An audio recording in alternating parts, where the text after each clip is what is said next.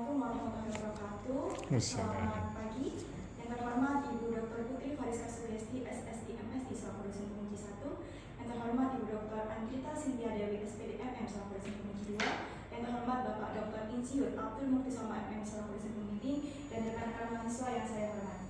Pada pagi hari ini, saya Sukma Kesyaulia akan memaparkan proposal penelitian saya dengan judul Peran Mediasi Continuous Intention pada Robo-Advisor dalam hubungan antara literasi keuangan, financial self-efficacy, perceived loss, dan perceived risk terhadap keputusan investasi. Penelitian ini berangkat dari fenomena meningkatnya penggunaan robo-advisor di Indonesia sejak kehadirannya pada tahun 2018 sampai tahun 2023. Ini adalah data paling update sebanyak 713.742 pengguna.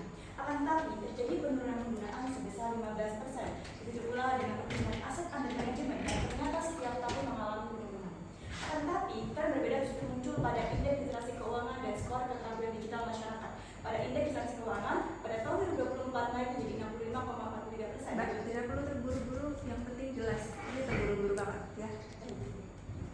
Begitu pula dengan skor keterampilan digital masyarakat pada tahun 2023 naik menjadi 56,59. Akan tetapi, tren yang penurunan juga muncul pada indeks inklusi keuangan turun menjadi 75,02%. Disinilah terjadi paradoks, walaupun masyarakat itu semakin paham keuangan dan semakin terampil secara digital, potensi penggunaan robo-advisor justru menurun dan akses aktual terhadap layanan keuangan tidak ikut meningkat.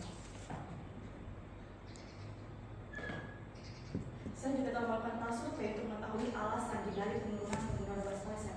Hasilnya diperoleh bahwa mayoritas pengguna merasa mereka sudah paham proses investasi dan menginginkan kontrol lebih untuk membuat keputusan investasi. Selain itu, ketidakoptimalan hasil yang diperoleh dari integrasi dari robo-advisor, kemudian ketidakjelasan risiko, dan keraguan terhadap algoritma turut menjadi alasan dibalik penurunan penggunaan robo-advisor. Temuan ini menunjukkan bahwa penurunan penggunaan robo-advisor tidak hanya diakibatkan oleh peningkatan pengetahuan, akan tetapi terdapat aspek psikologis yang mempengaruhi. Penelitian sebelumnya telah banyak membahas pada tahap adopsi, akan tetapi masih sedikit yang membahas pada tahap pasca adopsi, terutama ketika kondisi literasi keuangan dan keterampilan digital masyarakat itu meningkat. Oleh karena itu, penelitian ini ingin memahami pengaruh dari literasi keuangan, financial self-efficacy, perceived loss, dan perceived risk terhadap keputusan investasi. Dan yang lebih utamanya lagi, bagaimana peran dari robo-advisor continuous intention ini sebagai jembatan dari faktor kognitif dan psikologis terhadap keputusan investasi.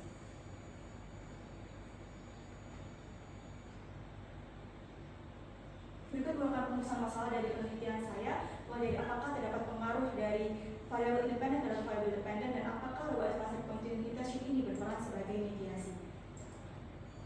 Penelitian ini memiliki manfaat baik secara teoritis maupun praktis. Secara teoritis, penelitian ini berkontribusi pada studi perilaku keuangan digital dan post-adoption behavior, serta memperkuat hubungan antara faktor psikologis dan kognitif dalam membuat keputusan investasi melalui teknologi berbasis algoritma. Selain itu, secara teori praktis, penelitian ini setidaknya bermanfaat bagi tiga pihak. Yang pertama, bagi pengguna atau investor untuk dapat memanfaatkan robo-advisor secara berkelanjutan. Yang kedua, bagi pengguna layanan itu dapat meningkatkan kepercayaan, keamanan, dan kenyamanan pengguna robo-advisor. Dan yang terakhir, bagi regulator dan dijadikan sebagai acuan edukasi literasi dan digital. Pada penelitian ini, saya menggunakan tiga teori utama. Yang pertama, social cognitive theory sebagai grand theory, teori yang dikemukakan oleh Bandura. Teori ini menjelaskan bahwa perilaku manusia itu timbul akibat adanya interaksi timbal balik antara faktor personal, perilaku, dan lingkungan. Konsep inti dari self-efficacy ini adalah self-efficacy, yaitu kepercayaan diri seseorang dalam mengendalikan tantangan. Dalam konteks penelitian ini, self-efficacy mencerminkan bagaimana kepercayaan diri finansial seseorang dalam mengelola investasi, baik dengan ataupun tanpa bantuan robo-advisor. Teori ini mendasari variabel financial self-efficacy. Yang kedua, teknologi continuous theory sebagai middle teori yang dikemukakan oleh Liao.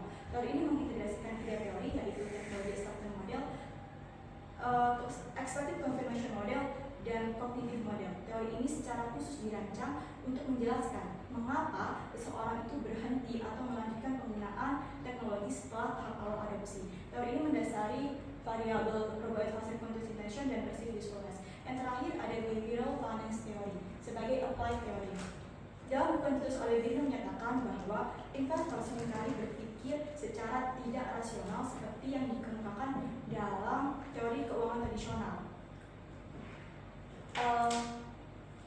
Sebaliknya, politik investasi itu sering dipengaruhi oleh aspek psikologis dan emosi, sehingga dengan menggunakan teori ini maka dapat memberikan pemahaman bahwa keputusan investasi itu tidak hanya dipengaruhi oleh kemampuan dan pengetahuan, akan tetapi juga dipengaruhi oleh aspek psikologis dan persepsi risiko yang subjektif. Teori ini mendasari variabel literasi keuangan, persif risk, dan keputusan investasi. Dengan mengintegrasikan ketiga teori ini, maka dapat memberikan pemahaman yang lebih holistik tentang bagaimana pengaruh dari literasi keuangan, financial aplikasi, persif risk, dan persif risk berinteraksi dengan niat keberlanjutan penggunaan advisor yang pada akhirnya membentuk keputusan investasi. Berikut merupakan rangka pemikiran dari penelitian saya terdapat dalam hipotesis. Yang pertama, financial literacy berpengaruh positif terhadap keputusan investasi. Yang kedua, financial self-efficacy berpengaruh positif terhadap keputusan investasi. Yang ketiga, perceived usefulness berpengaruh positif terhadap keputusan investasi. Yang keempat, perceived risk berpengaruh negatif terhadap keputusan investasi. Yang kelima, financial literacy berpengaruh positif terhadap keputusan investasi dengan dimediasi oleh evaluasi continuous intention. Sampai yang kedelapan, yaitu perceived risk berpengaruh negatif terhadap keputusan investasi dengan dimediasi oleh evaluasi continuous intention. Selanjutnya, metodologi penelitian. Penelitian ini merupakan penelitian kuantitatif dengan desain kausal explanatory. Artinya, penelitian ini tidak hanya deskriptif, tetapi juga mencari hubungan sebab akibat antar variabel. Selanjutnya, pada pemilihan sampel, pertama populasi umum. Berdasarkan data dari suatu media menunjukkan bahwa pengguna aktif bibit itu sebesar 1,8 juta. Data ini saya jadikan acuan bahwa populasi dari penelitian saya adalah besar, sehingga saya akan berfokus pada populasi target, yaitu pengguna advisor bibit di DKI Jakarta. Akan tetapi, karena jumlah populasi target ini tidak diketahui pastinya, untuk menghitung sampel saya menggunakan rumus Cochrane dengan confidence interval sebesar 90%, sehingga diperoleh jumlah responden sebanyak 385 responden. Kemudian untuk teknik analisis saya menggunakan probability sampling dengan lebih spesifiknya probability sampling dengan 3 kriteria, diantaranya pengguna aktif bibit, pengguna advisor, dan beralamat di DKI Jakarta. Untuk sumber data saya menggunakan data primer yang saya peroleh langsung dari responden melalui kuesioner dengan skala Likert 1 sampai 4. Kenapa? Untuk menghindari midpoint bias, sehingga responden itu dipaksa untuk memiliki alfa ini mau setuju atau tidak. Untuk teknik analisis saya menggunakan 3 teknik utama, yaitu yang pertama analisis deskriptif untuk menggambarkan karakteristik responden tanpa mengambil kesimpulan. Yang kedua, outer model yang terdiri dari confident validity, discriminant validity, dan composite reliability. Ini bertujuan untuk memastikan bahwa kuesioner saya itu valid dan reliable. Yang ketiga, ada inner model yang terdiri dari collinearity test, R-square, R-square, Q-square.